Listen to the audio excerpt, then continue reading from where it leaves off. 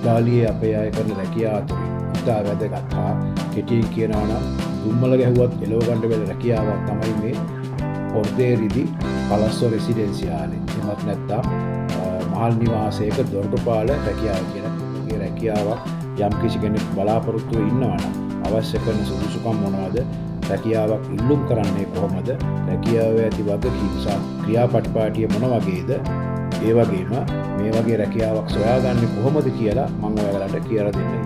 අපි දැන් මෙතන කතා කරන පොර්තේරිලගේ අයිතිවාසිකම් සහ හිමිකම් ගැන කතා කරන නිල වෙබ් අඩවිය.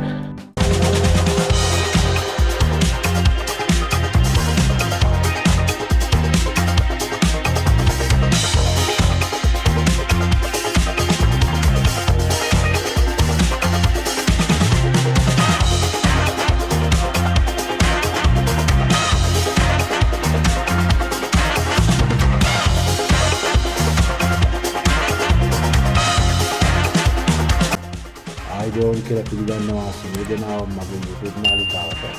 අදත් වෙනදා වගේම ලස්සන දවසකින් මම ඕගොල්ලන්ට ආවා අලුත් දෙයක්. ඒ තමයි ඉතාලියේ ඉන්න කෙනෙකුට අවශ්‍ය කරන පළවෙනිම දේ තමයි රැකියාව. ඉතින් ඒ වගේ වටිනා රැකියා අවස්ථාවක් ගැන තමයි අද මගේ විස්තරය.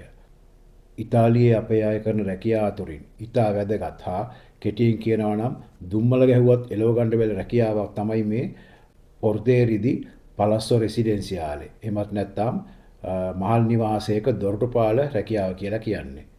මේකට ප්‍රධානම හේතුව තමයි මේ රැකියාව ගොඩක් වෙලාවට හම්බ වෙන්නේ දැන හැඳුනුම්කම් මත වීම. නව රැකියා අවස්ථාව ලැබෙනවා ඉතාමත්ම අඩුයි. අන්න ඒ නිසයි මේ වගේ රැකියාවක් යම් කිසි කෙනෙක් බලාපොරොත්තු ඉන්නවා නම් අවශ්‍ය කරන සුදුසුකම් මොනවද? රැකියාවක් ඉල්ලුම් කරන්නේ කොහොමද? රැකියාවේ ඇති වගකීම් සහ ක්‍රියාපටිපාටිය මොන වගේද?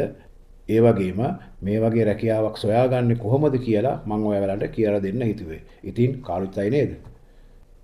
මේ පොර්තේරි රැකියාව සම්බන්ධයෙන් නිල වෙබ් අඩවි කීපයක්ම තියෙනවා. මේවා ඇත්තටම සංගම් සහ වෘත්තීය සමිතියේ නිල වෙබ් අඩවි. මම දැන් ඉදිරියේදී මේවා පෙන්වන්නම්. එහෙනම් අපි ඉස්සෙල්ලාම බලමු මේ රැකියාවේ ස්වභාවය සහ එයාලගේ රාජකාරිය මොකක්ද කියලා.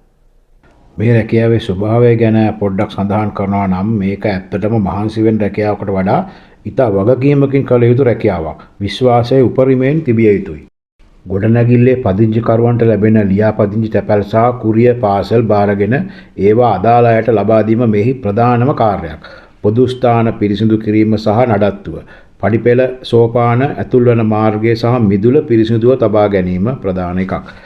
ආරක්ෂාව සහ අධීක්ෂණය, ගොඩනැගිල්ලට ඇතුළු වන සහ පිටවන පුද්ගලයන් පිළිබඳ විමසුලුමත් වීම සහ අනවසර පුද්ගලයන් ඇතුළු වීම වැළැක්වීම. ඊළඟට කුණු කසල කළමනාකරණය. ඉතාලියේ නගර සභා නීතිවලට අනුව අදාළ දිනවලදී නිවැරදිව කුණු බදුන් පාර අයිනට තැබීම සහ නැවත ගෙතුලට ගැනීම.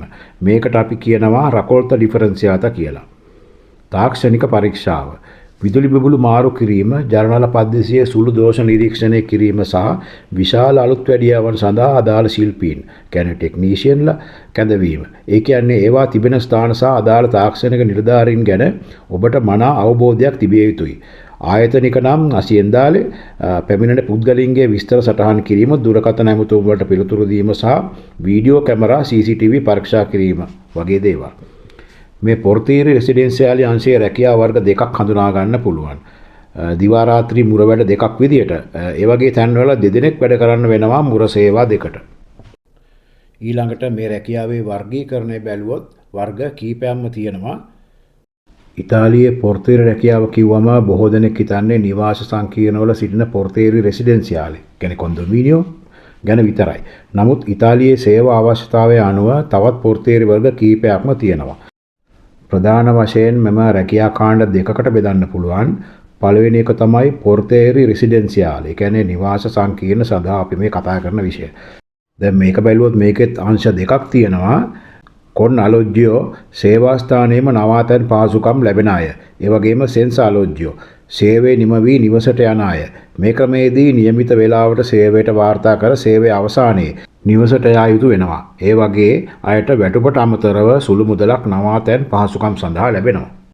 ඊළඟ පොර්තේරි වර්ගය තමයි පොර්තේරි දී ඇල්බර්ගෝ හෝටල් ක්ෂේත්‍රයේ සිටින අය මොවුන් නමුත්තන් පිළිගැනීම, බෑග් රැගෙන යාම සහ තොරතුරු ලබා දීම සිදු කරනවා. ඊළඟට පොර්තේරි අසියෙන්දාලේ කියන්නේ පොර්තේරි නොෆීෂෝ වෙන්නත් පුළුවන් විශාල සමාගම් බැංකු හෝ කාර්යාල පද්ධතිවල දොරටු පාලනය සහ පැමිණෙන පුද්ගලයන් ලියාපදිංචි කිරීම මොවුන්ගේ වගකීමයි. ඊළඟට ඉන්නවා පොර්තේරි පෙර චෙන්ත්‍ර කොමර්චාලි සාප්පු සංකීර්ණවල ආරක්ෂාව සහ පාලනය සඳහා යොදවන අය. ඊට අමතරව ඔයාලා අහලා ඇති කුස්තෝදය කියලා රැකියාවක්. පොර්තේරි සහ කුස්තෝදය අතර වෙනසත් බලමු. බොහෝ වෙලාවට මේ වචන දෙකම පටලවා ගන්නවා. නමුත් නීතිමය වශයෙන් TCNL ගිවිසුම අනුව කුඩා වෙනස්කම් තියෙනවා. දැන් සමහර විල්ලා ගෙවල් වල ඉන්නවා කුස්තෝදි කියලා කෙනෙක්. ඒ අය කරන්නේ තමන්ගේ ප්‍රධානියාගේ දේපල ආරක්ෂා කිරීම. ඒ ගැන තමයි ඔවුන් වැඩි අවධානයක් යොමු කරන්නේ. නමුත් පොර්තේරි කියන්නේ මුළු මහල් නිවාසයේම වගකීම බාරව ඉන්න පුද්ගලයෙක්. ඉතාලියේ පොර්තේරි රැකියාවකට යොමු වෙන්න කලින් ඔබ දැනගත යුතු තාක්ෂණික සහ ප්‍රායෝගික කරුණු කිහිපයක් තිබෙනවා. විශේෂයෙන්ම නිවාස සංකීර්ණවල සහ ආයතනික අසියෙන්දාලේ අංශවල නීතිමය තත්ත්වයන් වෙනස්. ඒ වගේම සේවා ගිවිසුම් ගැන බැලුවොත් ඉතාලියේ පොර්තේරි රැකියාව ප්‍රධාන වශයෙන් CCNL පද්ධති දෙකක් යටතට වැටෙනවා. CCNL ප්‍රොපෙතාරි දි ෆැබ්‍රිකාති මෙය නිවාස සංකීර්ණ කොන්ඩොමීනියෝ වල වැඩ කරන අයට අදාළ වෙනවා. CCNL විජිලන්ස් ප්‍රිවාතය සර්විසි ෆිදියුචාරි කාර්යාල බැංකු හෝ සාප්පු සංකීර්ණවල පොර්තිනෙරියා හෝ රිසෙප්ෂන් සේවය කරන අයට අදාළ වෙනවා. වැටුප් මට්ටම් ගත්තොත් ස්ටිපෙන්දියෝ වැටුප තීරණය වෙන්නේ ඔබ සේවය කරන පැය ගණන සහ නවාතැන් පහසුකම් මතයි. නවාතැන් සහිතව කොන්නාලොජ්ජියෝ නම් සාමාන්‍ය නිරෝ 800ත් 1200ත් අතර වෙනවා. මෙහිදී ඔබට නිවසක් සහ ජල විදුලිය බිල්පත් සඳහා සහනයක් හිමි වෙනවා. ඔබ වැඩ කරන ප්‍රාන්තය අනුව වැටුප් වෙනස් වෙන්න පුළුවන්. නවාතැන් රහිතව නම් සෙන්සාලොජ්ජියෝ සාමාන්‍යයෙන් නිරෝ 1100ත් 1500ත් අතර පැය 40 සේවා මුරයක් සඳහා ඔබට හිමි වෙනවා. හොඳයි. අපි දැන් ඊළඟට බලමු මේ වගේ රැකියාවක් යම් කෙනෙක් බලාපොරොත්තු වෙමින් ඉන්නවා නම් ඒ කෙනා සපුරන්න ඕන මූලික සුදුසුකම් මොනවද කියලා. ඇත්තම කියනවා නම් මේක මාර්ගෝපදේශ මාලාවක්. දැන් මෙතනදී අවශ්‍ය වෙන ප්‍රධානම සුදුසුකම තමයි භාෂාව. මොකද ඔබ රැකියාවත් එක්ක ඍජුව ගනුදෙනු කරන්න අවශ්‍ය නිසා. නේවාසිකයන්ගේ ගැටලු තේරුම් ගැනීමට සහ ලිපි ලේඛන කළමනාකරණයට මෙය ඉතා වැදගත් වෙනවා. භාෂාව කිව්වම ඉතින් ඉතාලිකාරයෙක් වගේ කතා කරන්න අවශ්‍ය නැහැ. නේවාසිකයන් සමග කතා කරලා ඔවුන්ගේ ගැටලුව තේරුම් ගන්න පුළුවන් වුණා නම් ඇති. ඊළඟට ගිවිසුම් ගත වන රැකියාවක් නිසා සියලුම නීතිමය ලියකියවිලි තියෙන්න ඕන. ඊළඟට උසාවියෙන් චරිත සහතිකයක්. ඒ කියන්නේ කිසිදු අපරාධ වාර්තාවක් නොමැති බව තහවුරු කරන කසෙල්ලාරියෝ ජුටිට්සියාලේ සහතිකය. සමහර ආයතන මගින් ඉල්ලා සිටින්න පුළුවන්. ඊළඟට CV එකක්, ඒ කියන්නේ කුරිකුලම් විතය එකක් සකස් කිරීම ඔබේ CV එක යුරෝපීය ප්‍රමිතියට, ඒ කියන්නේ යුරෝපාස් අනුව සකස් කරන්න ඕන. එහිදී පහත දක්ෂතා මතු කරන්න ඕන. පිරිසුදු කිරීම සහ නඩත්තු කටයුතු පිළිබඳව පළපුරුද්ද. මිනිසුන් සමග සුහදව ගනුදෙනු කිරීමේ හැකියාව. සමහර නිවාසවල යතුරු ඔබට බාර දෙන නිසා විශ්වාසවන්තභාවය උපරිමයෙන් තියෙන්න ඕන. ඒ වගේම වේලාවට වැඩ කිරීම වගේ දේවල්. අපි ඊළඟට බලමු මේ වගේ රැකියාවක් සොයා ගැනීම සඳහා ඔබට තිබිය යුතු අමතර සුදුසුකම් මොනවාද කියලා. ඉතාලියේ මේ පොර්තේරි රැකියාව සම්බන්ධයෙන් පාඨමාලාවක් කිරීම අනිවාර්ය නැහැ. නමුත් වර්තමාන රැකියාව වෙළඳපොළ තුල ඇති තරඟකාරීත්වය නිසා ඒ වගේ සහතිකයක් තිබීම ඔබට විශාල වාසියක් වෙන්න පුළුවන්. ඊට අමතරව ඔබ මෙන්න මේ සම්බන්ධව විශ්වාසවන්ත පුද්ගලයෙකු බවට ඇති නිර්දේශය, රිෆරන්ස් වගේම විශේෂ සහතික හෝ පුහුණුව පාඨමාලා තිබිය යුතුයි. දැන් මෙතන තියෙන විදිහට මේ එක එක ප්‍රාන්තවලට ඔබට අවශ්‍ය කරන පාඨමාලා පිළිබඳව විස්තර මේ ආයතන වලින් ලබා ගන්න පුළුවන්. ලිපිනයන් හැම එකක්ම දාලා තියෙනවා. මම දැන් කියන්නම් අනිවාර්ය නොවුනත් ඔබ කළ යුතු පාඨමාලා ගැන පොඩි විස්තර ටිකක්. මේ සියලුම පාඨමාලා ගැන විස්තර ඔබේ නගරයේ මම මේ පෙන්වන ලිපිනයන් වලින් ලබා ගන්න පුළුවන්. පළවෙනි එක බලමු අතෙස්තාදු දි ප්‍රීමා සොක්කෝර්සෝ. හදිසි අනුතරකදී ක්‍රියා කරන ආකාරය. ගිලනු පුද්ගලයාට ප්‍රථමාධාර ලබා දෙන්නේ කොහොමද කියන එක තමයි මෙතනදී කියලා දෙන්නේ. අනිත් එක තමයි අතෙස්තාදු දි ඇන්ටි ඉන්චෙන්දියෝ කියලා පැය කිහිපයක හදිසි ගින්නක් ඇති වුණොත් ඒක වළක්වා ගන්න කොහොමද කියන එක වගේ එකක්. ඉතින් මේකත් අනිවාර්යයෙන්ම කරන්න ඕන වීජිලි දෙල් ෆෝකෝ එකේ. ඊළඟ එක බලමු සිකුරෙස්සා සුල්ලවෝරෝ. මේකත් ඉතා කුඩා පාඨමාලාවක් කරලා ගන්න තියෙන්නේ. මේ පාඨමාලාවෙන් කෙරෙන්නේ ඔබේ රැකියාව සම්බන්ධයෙන් ඔබ අනුගමනය කළ යුතු ආරක්ෂක වැඩපිළිවෙල්. ඊළඟ එක තමයි රකොල්ත ඩිෆරන්සියාත. නගර සභා නීතිවලට අනුව කුණු වර්ගීකරණය කරන ආකාරය. ඊට අමතරව ඔබට දන්නවා නම් පොඩි පයිප් වැඩ ඉලෙක්ට්‍රික් වැඩ වගේ දේවල් ඔබ වැඩ කරන මහල් නිවාසයක් නිසා අමතර සුදුසුකමක් වෙන්න පුළුවන්. ඒ වගේම ඔබේ රියදුරු බලපත්‍රය තියෙනවා නම් මේකත් අමතර සුදුසුකමක් වෙන්න පුළුවන් වාහන පොඩ්ඩක් එහා මෙහා දාන්න ඇතුලේ අයගේ.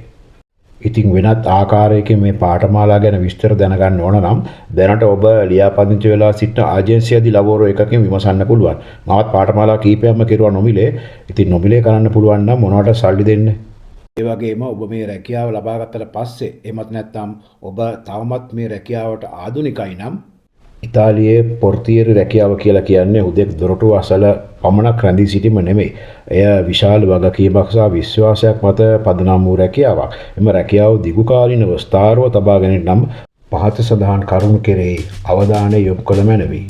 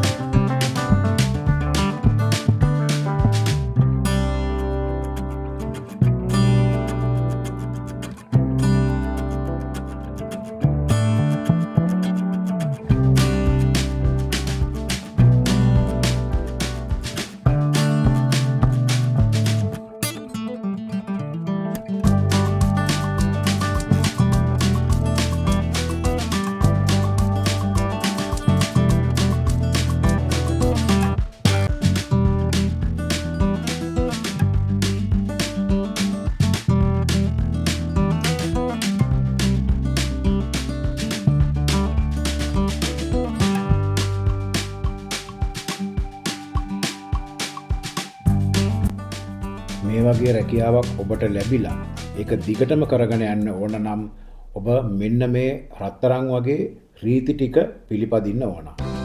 එතකොට ඔබත් ආරක්ෂා වෙනවා, ඔබගේ රැකියාවත් ආරක්ෂා වෙනවා. නේවාසිකයන්ට ඔයා නැතුව ගොඩනැගිල්ලේ වැඩ පවත්වා ගන්න යන්න අමාරුයි කියන අදහසක් ඒගොල්ලෝ තුල ඇති කරන්න ඕන. එතකොට කිසිම අඩ්මිනිස්ට්‍රේටර් කෙනෙකුට ඔයාව අයින් කරන්න අවශ්‍ය වෙන්නේ නැහැ. ඔබේ නිවාස සංකීර්ණ ජීවත්වනගේ පෞද්ගලික තොරතුරු ඔවුන්ගේ නිවස්වලට යන අය හෝ එයාලගේ ජීවන රටාව ගැන වෙනින් පදිංචිකරුවන් සමග කියන්න යන්න එපා. කොයි කෙනා එක්ක ගියත් කමන්නේ. හොඳ බබා වෙන්න කේලම් කියන්න ගිහිල්ලා තමන්ගේ රස්සාව නැති කරගන්න එපා. තොරතුරු දැන ගැනීම පිණිස කේලම් අහන්න එක හොඳයි. හැබැයි කියන්න නම් යන්න එපා. එහෙනම් කට පරිස්සම් කරගෙන රැකියාව කරනු මැනවි. වෙලාවට වැඩ කිරීම වගේ දේවල් ගොඩක් හොඳයි. මොකද ඉතාලියාවේ මේ වෙලාවට වැඩ කිරීම ගැන ඉතාමත් අවධානයෙන් ඉන්නේ. උදේ පාන්දර වෙලාවට දොර අරින්න ඕන, කුණු බඳුන් තියෙනවා නම් මේවා අදාළ තැන් වලින් තියන්න ඕන. ඒ වගේම තැපැල් සහ පාර්සල් ප්‍රමාදයකින් තොරව අදාළ පුද්ගලයන්ට ලබා දෙන්න ඕන. සෑම පදිංචිකරුවෙකුටම ගෞරවයෙන් සැලකීම ඉතාමත් අත්‍යවශ්‍ය කාරණාවක්. සෑම විටම සංසුන් හා ආචාරශීලව පිළිතුරු දෙන්න. බොන්ජෝර්නෝ බොනසේර වගේ උදව්වක් ඉල්ලනවා නම් පොර ෆවෝරේ, ඒ වගේම වරදක් වුණා නම් ඉක්මනින් සමාව අයදීමත් ඉතාමත්ම හොඳ දෙයක්. පිරිසිදුකම සහ පිළිවෙල. ඊළඟ එක ගොඩනැගිල්ල ඇතුළු ස්ථානයේ ඉංග්‍රීසෝ එක නිතරම පිරිසිදුව තබා ගන්න ඕන. මොකද ඒක බැලූ බැල්මට අපිරිසිදු නම් ඇතුළු දෙද්දිම පුද්ගලයාට ඔබ ගැනත් අප්‍රසන්න හැඟීමක් ඇති වෙන්න පුළුවන්. ඒ නිසා ඒක පිරිසිදු තබා ගන්න ඕන. ඒ වගේම ඔබගේ අලොජ්ජෝ එක ඔබ ලබාගෙන අලොජ්ජ එකක් තියෙනවා නම් ඒකත් නිතරම පිරිසිදුව තබා ගන්න මතක තියාගන්න ඕන. මොකද ඒක ඔබ වැඩ කරන මහල් නිවාසයේ දේපලක් නිසා. ලේඛන කළමනාකරණය. ලැබෙන ලියාපාදිංචි තැපැල් සහ පාර්සල් සඳහා වෙනම පොතක් පවත්වාගෙන යනවා නම් හොඳයි. ඒක ඔබේ පෞද්ගලික මතකය සඳහා ඒවා බාර දීමේදී අත්සන් ලබා ගැනීම මගින් පසුව ඇති වෙන්න පුළුවන් ආරවුල් වළක්වා ගන්න පුළුවන්. මිනිසුන්ට මතක නැති අයත් ඉන්නවනේ. ඒකයි. මෙතනින් කියවෙන්නේ පරිපාලනය සමග ඇති සම්බන්ධතාවය. ගොඩනැගිල්ලේ සිදුවන විශේෂ සිදුවීම්, අලුත් වැඩියා අවශ්‍යතා හෝ ගැටලු පිළිබඳව වහාම අමිනිස්ත්‍රාතෝරේ දැනුවත් කරන්න ඕන. ඔහුට ඔබේ විශ්වාසවන්තභාවය පෙන්වීම රැකියාවේ සුරක්ෂිත වීමට ප්‍රධාන හේතුවක් වෙනවා. ඊළඟට බලමු නීති පිළිපැදීම. කුණු වර්ග කිරීම වැනි නීති අකුරටම ඉටු කරන්න ඕන. ඔබ අතින් සිදුවන සුළු වැරද්දක් නිසා ගොඩනැගිල්ලට විශාල දඩයක් ලැබුණොත් එය ඔබේ රැකියාවට තර්ජනයක් වෙන්න පුළුවන් නොදේ. සෑම පුද්ගලයෙකු සමගම ඕනෑමට වඩා සමීපව කටයුතු කරන්න යන්න හොඳ නෑ. විශේෂයෙන්ම පෞද්ගලිකව. වෘත්තීය මට්ටමින් ඔබ සම්බන්ධ වුණාට කමක් නෑ සෑම පුද්ගලයෙක් සමගම. ඒ නිසා සෑම නිවාසයේ පදිංචිකරුවෙක්ම පෞද්ගලිකව අතේ දුරින් තියාගන්න. ඒකෙන් තමන්ගේ වෘත්තීමය ගරුත්වය රැකෙනවා. ඉතාලියේ මොන රැකියාව කළත් කාලයක් යද්දී යම් යම් බාධක එන්න පුළුවන් නේද? ඒවත් අපි කීපයක් බලමු. නම්‍යශීලී නොවන සේවා කාලයක් තියෙන්න පුළුවන්. විශේෂයෙන් ඔබ ගොඩනැගිල්ල තුලම පදිංචිව සිටින කොන් අලෙජ්ජු අයෙකු නම් ඔබේ රාජකාරී කාලයෙන් බැහැරව වූද හදිසි අවස්ථාවකදී උදාහරණයක් ජලනලයක් පිපිරීමක් හෝ විදුලි සෝපානයක කෙනෙකු සිරුවීමක් වෙන්න පුළුවන්. ඔබගේ අවශ්‍යතාවය එතනදී පැනනගින්න පුළුවන්. මෙය පෞද්ගලික නිදහසට යම් බාධාවක් වෙන්න පුළුවන්. ඊළඟ එක පුද්ගල සම්බන්ධතා කළමනාකරණය. නිවාස සංකීර්ණයක විවිධ අදහස් සහ ගතිගුණ ඇති පුද්ගලයන් විශාල සංඛ්‍යාවක් ඉන්න පුළුවන්. සමහර පදිංචිකරුවන්ගේ අසීරු ඉල්ලීම් ඉටු කරන්නට සිදු වෙන්නත් පුළුවන්. පදිංචිකරුවන් අතර ඇතිවන ආරවුල් වලදී මධ්‍යස්ථව සිටීමට සිදු වෙන්න පුළුවන්. ඊළඟට ශාරීරික වේශ. විශාල ගොඩනැගිල්ලක පඩිපෙළවල් පිරිසිදු කිරීම, ගොඩක් බර කුරුමදුන් එහා මෙහා කිරීම, සීත කාලයේදී හිම ඉවත් කිරීම වැනි කටයුතු ශාරීරිකව වෙහෙස වෙන්න පුළුවන්. ඊළඟට ඔබ එම මහල් නිවාසයේම පදිංචි කෙනෙක් නම් විවාහක වෙලත් නැත්නම් බොහෝ විට මුළු දවසම ගොඩනැගිල්ලේ කුඩා කාලයක තනිවම ගත කිරීමට සිදුවීම නිසා ඔබ මානසික පීඩාවකට හෝ අසීරුතාවයකට මුහුණ දෙන්න පුළුවන්. ඉතින් මේ බාධක ජය ගන්න නම් මොනවද කරන්න ඕන? ඒකත් බලමු. ඉතාලි භාෂාව ගොඩක් වැදගත් නිසා අකණ්ඩව ඒක පුහුණු වෙන්න පුළුවන්. පදිංචිකරුවන් සමග සෑම විටම වෘත්තීමය මට්ටමින් මිත්‍රශීලීව කටයුතු කරන්න පුළුවන්. වෘත්තීය මට්ටමින් සමාන අය ඉන්නවා නම් ඔබත් සමග ඔවුන් සමග කතා කරලා ඔබගේ වෘත්තීය අත්දැකීම් ඔවුන් සමග බෙදා හදා ගන්න පුළුවන්. ඔබ වැඩ කරන නගර සභාවේ නීතිය සහ ආරක්ෂක උපදෙස් පිළිබඳව නිරන්තරයෙන් යාවත්කාලීන වෙන්න ඕන. ඒ වගේම ඉතා වැදගත් දෙයක් තමයි හදිසි අවස්ථාවකදී ක්‍රියා කරන ආකාරය. මොකද ඔබ අතේ තමයි මේ මහල් නිවාසයේ ආරක්ෂාව රැඳිලා තියෙන්නේ. දොරටුපාලයෙකු පොර්තේරි ලෙස හදිසි අවස්ථාවකදී ඔබ ක්‍රියා කරන ආකාරය අනුව පදිංචිකරුවන්ගේ ආරක්ෂාව මෙන්ම ඔබේ ආරක්ෂාවේ වටිනාකම තීරණය වෙනවා. හදිසි අවස්ථාවකදී අනුගමනය යුතු ප්‍රධාන පියවරවල් මෙන්න මේ වගේ. පළවෙනි එක තාක්ෂණික හදිසි අවස්ථා. විදුලි සෝපාන නතර වීම. සෝපානය තුල කෙනෙකු සිර වී ඇතනම් ඔවුන් කලබල නොවී තබා ගන්න. වහාම සෝපාන නඩත්තු අංශය. දිත්තදි මනතුන්සියෝනේ දැනුම් දෙන්න. සෝපාන අසල ඔවුන්ගේ හදිසි ඇමතුම් අංකය ප්‍රදර්ශනය කර තබන්න ඕන. ජල නල පිපිරීම, ජලය ගලා යාම වැළැක්වීමට ප්‍රධාන ජල කරාමය වල්වල ජෙනරාලේ වසා දමන්න ඕන. පසුව අදාළ ජනල කාර්මිකයාට හෝ පරිපාලකයාට දන්වන්න. ගෑස් ගන්ධයක් දැනීම. වහාම ජනෙල් විවෘත කරන්න. විදුලි සෝපාන ක්‍රියාත්මක කිරීමෙන් වළකින්න. පදිංචිකරුවන්ට පිටතට යොමු කර ගෑස් අලුත් වැඩි අංශයට ප්‍රොන්තෝ ඉන්ටෝරෙන්තෝ ගෑස් දන්වන්න. ඊළඟ එක තමයි ගිනි ගැනීම වගේ දෙයක් සිද්ධ වෙන්න පුළුවන්. වහාම ගිනි නිවන ඒකකයේ වීදුලි දැල් ෆෝක අමතන්න ඕන අංක 115ට. පදිංචිකරුවන්ට අනතුරු ඇඟවීම් නිකුත් කර ඔවුන්ව ආරක්ෂිතව ගොඩනැගිල්ලෙන් පිටතට යොමු කරන්න ඕන. කිසිම වෙලාවක ගින්නක් පවතින වෙලාවක සුවපානය පාවිච්චි කරන්න යන්න එපා. හැකිනම් ඔබ ඇන්ටීන්චේන්දියෝ පාඨමාලාව හදාarලා තියෙන නිසා ඔබ එස්තින්තෝරේ පාවිච්චි කරන්න පුළුවන් මේ අවස්ථාවේ. සෞඛ්‍යමය හදිසි අවස්ථා.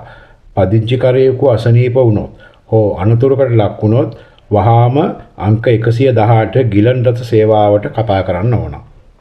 ඒගොල්ලෝ එනකන් රෝගියා අසල රැඳී ඉන්න ඕන. ගිලන් රථය ආසනින් ඔවුන්ට ඇතුළට පැමිණීමට ඉඩ පහසුකම් සලසා දෙන්න ඕන. ඊළඟට බලමු ආරක්ෂක ගැටලු. ගොඩනැගිල්ලට හොරුන් ඇතුළු වීමක් හෝ වැනි දෙයක් සිද්ධ වෙලා තිබුණොත් තනිවම ඔවුන් සමග සටන් කරන්න යන්න නම් එපා. වහාම පොලිසිය කැරම්නේරි 112 හෝ පොලිසිය 113 අමතන්න පුළුවන්. සිදුවීම පිළිබඳව පසුව වාර්තා කිරීමට CCTV දර්ශන පරීක්ෂා කරලා බලන්න පුළුවන්. නැත්නම් ඔබට පුළුවන් ජංගම දුරකථනයෙන් පොඩි වීඩියෝ පාරක් දාගන්න සාක්ෂියක් විදිහට. මෙතනදී අමිනිස්ත්‍රාතෝරේ දැනුවත් කරන්න පුළුවන්. මේ වගේ අවස්ථාවක නීතිමය වශයෙන්ුත් මේක ඉතාම වැදගත්. මේ වගේ අත්‍යවශ්‍ය නම්බර ඔබට පුළුවන් පොර්තනේරියා කාමරයේ ඕන කෙනෙකුට පේන්න මේ විදිහට අලවලා තියන්න. අවසාන වශයෙන් අපි බලමු මේ පොර්තේරි රැකියාවක් සොයා ගන්න ආකාරය. දැන් මේ හැම දෙයක්ම කරලා රැකියාවක් සොයා ගන්න හම්බුනේ නැත්නම් ඒකත් වැඩක් නැහැනේ. මම ඉස්සෙල්ලා කිව්ව විදිහට කුරිකුලම් එකක් හදලා ෆෝන් එකේ තියන් ඉන්න පුළුවන්. ඊට පස්සේ මේ වගේ ඔන්ලයින් වෙබ් අඩවි වලින් බලලා මේ විදිහට පොර්තේරි කියලා ලියලා ඔබේ නගරයේ නම ඉස්සරහින් ලියලා සර්ච් කරලා බලන්න.